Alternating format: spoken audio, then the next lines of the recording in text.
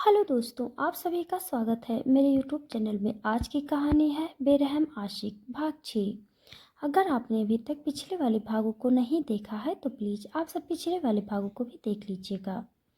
अभी तक आपने देखा सना अपने दर्द में चिल्लाते हुए वैद्या से ये सब बोले जा रही थी और वैद्युत अभी भी बड़े मज़े के साथ उस सिगरेट के लंबे लंबे कश भर रहा था, जैसे वो इंतजार कर रहा हो सना की आवाज में दर्द के पनपने का, उसके रोने का और गिड़गिड़ाने का। पर यहाँ पर वैद्युत सना को लेकर एक गलत ख्वाब लिए बैठा था। सना दिखने में जितनी सॉफ्ट और रबड़ की डॉल लगती थी, अंदर से वो उतनी ही जलती आग की अंगारा थी। और अब आगे जब कुछ वक्त तक सना के चिल्लाने का वैद्युत पर कोई असर नहीं पड़ा, तो सना अपनी खींचातानी से ताकत का इस्तेमाल करती है और उस हथकड़ी को खोलने की हर एक नामुमकिन कोशिश में लग जाती है, जिससे पूरा वेट सना ने अपनी गुस्से की ज्वाला में हिला डाला था।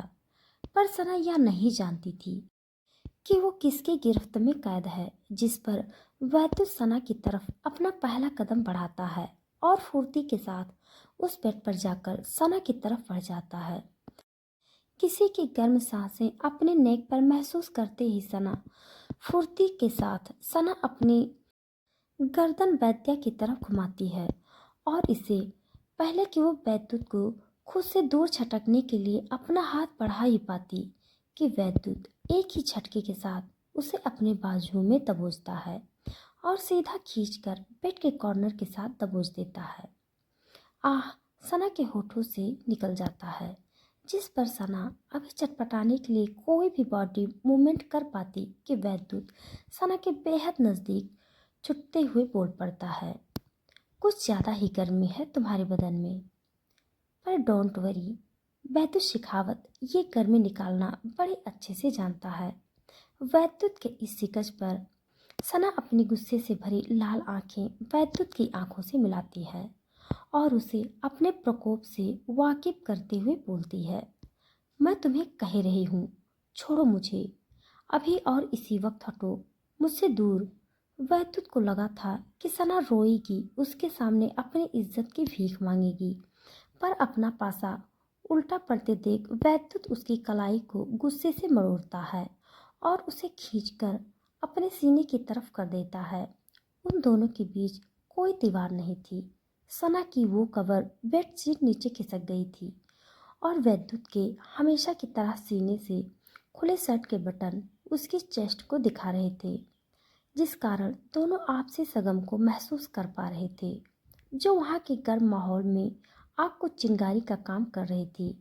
सना अब धीरे धीरे करके वैद्युत के सामने कमजोर पड़ने लगी थी, जिस पर उसकी आंखों के रास्ते आंसू का कतरा जैसे ही वैद्युत के हाथ पर गिरता है, तो उसी के साथ एक बड़ी सी मुस्कान उसके होठों पर तैर पड़ती है, जिस पर वैद्युत उसकी गर्दन को अपने हाथों के पंजों में दबाता है और उस पर अपनी ताकत का रोब झाड़कर बोलता है, I want you sweetheart. सना वैद्युत का खुद पर कसा इसका समझ नहीं पाई थी, जिस पर उसकी सवालिया निगाहें वैद्युत को घूरती है, जिनका जवाब वैद्युत बड़े ही चालाकी के साथ सना को देते हुए एक वीडियो क्लिप उसे दिखाता है, जो शायद वैद्युत ने अभी सना के कपड़े उतारते हुए उसके साथ बनाई होती है, जिसमें सना पानी बिन मछली की तरह वैद्युत के गर्म बेड पर तड़प रही थी, जिसे वैद्युत अपने होठों के साथ बड़े प्यार से ट्रीट कर रहा था। ये देखते सार ही सना की आंखों में दर्द उमड़ आता है कि वो बेशर्मी में चूर होकर ये क्या कर रही है, जिस पर वैद्युत अपनी बात को कंटिन्यू करते हुए बोलता है, सो बेबी क्या कहना है फिर तुम्हारा। वैद्युत के ये कहते ही सना ना में गर्दन हिलाते हुए उस मोबाइल फोन को वैद्युत से झपटने की कोशिश करने ही लगती है कि वैद्युत बड़े ही होशियारी के साथ वहाँ से उठता है और सना के मुंह पर कोई सा वाइट सी डॉक्यूमेंट मार देता है, जिसे सना फुर्ती के साथ उठाते हुए देखकर कहती है, ये क्या है, ये क्या बकवास है तुम्हारी। मैं शादीशुदा हूँ, शर्म करो भगवान के लिए प्लीज़। सना का ये जवाब बैतूत को किसी मजाक की तरह लगता है, जिसे बैतूत सना के जवाब में उसके मुंह पर मारते हुए बोलता है, अच्छा तुम शादीशुदा हो? मैं शर्म करूं? ये शर्म तुम्हें मेरे साथ रातें और शामें गुजारने से पहले करनी चाहिए थी। बेब, मुझे अब मेरे बेड को गर्म करने के लिए हर वक्त तुम चाहिए, चाहे तुम्हारी मर्जी से या ना मन मर्जी से। क्यों नहीं? बैतूत की ये कहते ही सना गुस्से से उस पेपर को बैतूत की ओर फेंकती है और गुस्से से चिल्लाते हुए कहती है, होते कौन हो तुम मुझे ये हुक्मनामा सुनाने वाले? हाँ, मैं कोई ऑब्जेक्टिव नहीं हूँ, समझे? सना की बात खत्म होती ही बैतूत आगे से जवाब के साथ कंधे उचकाकर कहता है, जैसी तुम्हारी मर्जी। तुम्हें मैं पूरे 24 घंटे का वक्त देता हूँ। फैसला अब तुम्हारे हाथ में रहेगा कि कैसे तुम्हें मेरे पास आना है। और ये कहते ही वैद्युत उन डॉक्यूमेंट को अपने पॉकेट में डालता है और चाबियों का गुच्छा सना की तरफ फेंक कर वहाँ से चले जाता है। सना उन चाबियों को एक एक करके उस हथकड़ी के लॉक पर यूज करती है और उस लॉक के खुलते ही वहाँ से आज़ाद हो जाती है। सना इस वक्त खुद को बहुत ज़्यादा बेबस महसूस कर रही थी, जिस पर वो जैसे तैसे करके अपने कदम वॉशरूम की तरफ बढ़ाती है और जल्दी से शॉवर ऑन करके उसके नीचे बैठ जाती है। उसके हाथ पैर ठंडे पड़ चुके थे। उसे कुछ समझ में नहीं आ रहा था कि वो क्या करे। एक तरफ से वो वैद्युत की ताकत से वाकिफ थी, तो दूसरी तरफ से अपनी मजबूरियों के भंवर से सना इस वक्त हर जगह से घिर चुकी थी। सना ये जानती थी कि ये शख्स कैसे न कैसे करके उसे वो करवा के ही रहेगा जो वो चाहता है, पर उसके उस रिश्ते का क्या जिसे वो 1 साल से संजोए बैठी है, वो 2 झटकों में टूट जाएगा, जो वो चाह कर भी होने नहीं दे सकती। वैद्युत ने उसे 24 घंटे का वक्त दिया है। क्या होगा इन 24 घंटों में? आखिरकार सना क्या फैसला लेगी इन 24 घंटों में, और क्या होगा इसका परिणाम? जानने के लिए पढ़ते रहें। सना अपने लिए एक टैक्सी को बुक करवाती है और कुछ ही पलों में उसमें सवार होकर राय विला के बाहर पहुंच जाती है। आधी रात से भी ज़्यादा का वक्त हो गया था और सना अपनी बॉडी को बहुत ज़्यादा पेनिंग भी महसूस कर रही थी।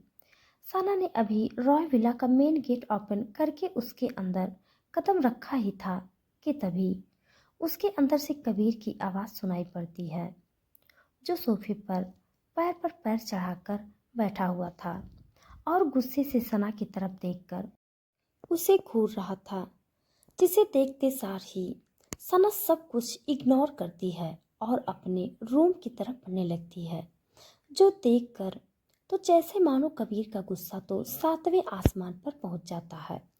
वो अपनी जगह से उठता है और फुर्ती के साथ सना का हाथ पकड़कर अपनी तरफ खींच लेता है, जिस पर सना बिना कबीर की तरफ देखे हुए अपना हाथ छुड़ाने की कोशिश में लग जाती है। तो वहीं कबीर भी पूरी ताकत के साथ सना के हाथ पर अपनी पकड़ कसते हुए बोलता है, तुम्हें क्या लगता है आज तक तुमने अपनी जितनी भी मनमर्जियां की हैं खुद की मर्जी से की है? हाँ, मैंने करने दी है, तब कर रही हो तुम, वरना मैं चाहूँ तो क्या कुछ नहीं कर सकता तुम्हारे साथ? हिम्मत तो देखो कि तुम मेरी सेलेक्ट की गई मॉडल को गिरबान से पकड़ने चली गई। क्या लगा, क्या था तुम्हें कि जो हक तुम बेडरूम में मेरे साथ नहीं जता पाई वो मैं तुम्हें पब्लिक में जताने दूंगा? औकात भूल चुकी हो अपने तुम। तुम्हारे डैडी और मेरी फैमिली की बदौलत ही है कि आज तक तुम्हें मिस कबीर रॉय का दर्जा मिला हुआ है, नहीं तो औकात नहीं है तुम्हारी। कबीर के शब्द इस वक्त सना को चाबुक की तरह अपने नग्न बदन पर पड़ते हुए महसूस हो रहे थे, जिसे कानों पर हाथ रखकर डर से सहमते हुए सना सुन रही थी। और इसे आगे के कबीर कुछ और बोल पाता कि तभी पीहू की मीठी सी आवाज़ सना और कबीर को अपने कानों में सुनाई पड़ती है, जो भागकर सना से लिपट जाती है, जिसके साथ ही सना उतनी ही फुर्ती से अपने आंसू पोंछ लेती है और कबीर उसके हाथ को छोड़ देता है। वो दोनों मिलकर एक दूजे में उस माहौल को तैयार करने लगते हैं जो पीहू के सामने उन्हें करना था। मम्मा ये देखो, मैंने आपके लिए स्केच बनाया है। पीहू के ये कहते ही सना को अपने स्केच बुक का प्यारा सा स्केच दिखाने लगती है, जिसे सना बड़े प्यार से देखते हुए पीहू को गोद में लेती है और उसके चेहरे को चूमते हुए कबीर को घूर कर अंदर चली जाती है। कबीर के लिए पीहू का होना उसकी सबसे बड़ी कमजोरी थी। सुबह हो चुकी थी और इस तरफ कबीर अपने ऑफिस के अंदर बैठा हुआ था, जिसके पास उसका सबसे वफादार मैनेजर रवि आता है और उसके चेहरे पर बड़े गंभीर स्वर पर अपना ध्यान खींचकर बोलता है, सर आई नो कि आप क्या सोच रहे हैं, पर अगर मैं आपको इस परेशानी से निपटने का कोई सा अच्छा सा रास्ता बता दूं, तो रवि की इस बात को सुनते ही कबीर उसकी तरफ देखता है और हामी भर देता है। जब इंसान के पास अपनी मुसीबत का कोई हल ना हो तो वो किसी भी सलाह को सुनना ज़्यादा बेहतर समझता है। जिस पर रवि अपनी एक आईब्रो ऊपर उठाता है और बोलना शुरू कर देता है, जिस पर रवि कबीर को सबसे पहले कांच के बाहर इशारा करता है जहां हिना और उसके टीवी कास्ट बातचीत कर रहे थे। रवि कहता है, मैं जानता हूं सर कि हिना आपके लिए क्या है और अब उसको इतना बड़ा प्रोजेक्ट सौंपने के बाद आपके अंदर क्या खौफ है, पर हिना कोई इतनी भी बड़ी एक्ट्रेस नहीं है। और दूसरी बड़ी बात सर, आपके पास इस मूवी में जान डालने वाला कोई दूसरा अच्छा हीरो भी नहीं है। सर क्यों ना हम एक बार वैद्या को रिक्वेस्ट करें इस मूवी के लिए। रवि के ये कहते ही कबीर अपने होठों में सिगरेट दबाता है और परेशान होते हुए एक चेयर पर जाकर पसर जाता है। उसका चेहरा रवि को ये साफ साफ बता रहा था कि उसकी बात जमी नहीं है। वो ये जानता है कि वैद्या जैसा हिट इंसान कभी भी इस मूवी के प्रोजेक्ट के लिए नहीं मानेगा। जिस पर रवि कबीर को अपनी बात पर आश्वासन दिलाते हुए बोलता है, सर उम्मीद पर तो पूरी दुनिया कायम है, हमें उस उम्मीद को नहीं छोड़ना चाहिए। क्या पता वैद्या मान जाए। रवि को बार बार एक ही बात दोहराते देखकर कबीर को भी एक पल के लिए उसकी बातों पर यकीन आने लगता है, जिस पर कबीर अपनी गर्दन हाँ में हिलाता है और रवि को इस बात के लिए हामी भर देता है। जिसकी खबर इस तरफ से रवि देवा के द्वारा वैद्या तक पहुंचाता है। वैद्या इस समय बड़े से शानदार वट टब के अंदर लेटा हुआ था, जिसे कई अधनग्न लड़कियां अपने मुलायम मखमल हाथों से मसलते हुए नहला रही थी। देवा वैद्या की तरफ देखकर बोलता है, समझ नहीं आ रहा यार, तू एक शादीशुदा औरत के पीछे क्यों पड़ा है? क्या उसमें है जो ये सब कर रहा है तू उसके लिए? तेरे दिमाग पर ताले पड़ चुके हैं। वैद्या और कुछ नहीं, बर्बाद कर देगी वो तुझे। देवा के ये कहते ही वैद्या एक लंबी सी सांस भरता है और कुछ ऐसे एहसास को अपने अंदर निगलने की कोशिश में लग जाता है जिसकी अहमियत सिर्फ जिसे वही जानता हो। आखिर क्या चल रहा है वैद्या के दिमाग में? क्या उसकी दीवानगी तबाह कर देगी सना को? मैं उम्मीद करूंगी कि आपको ये अध्याय पसंद आया होगा। अगर हाँ तो लाइक कमेंट के साथ अपना प्यार देना ना भूलें। तब तक के लिए धन्यवाद।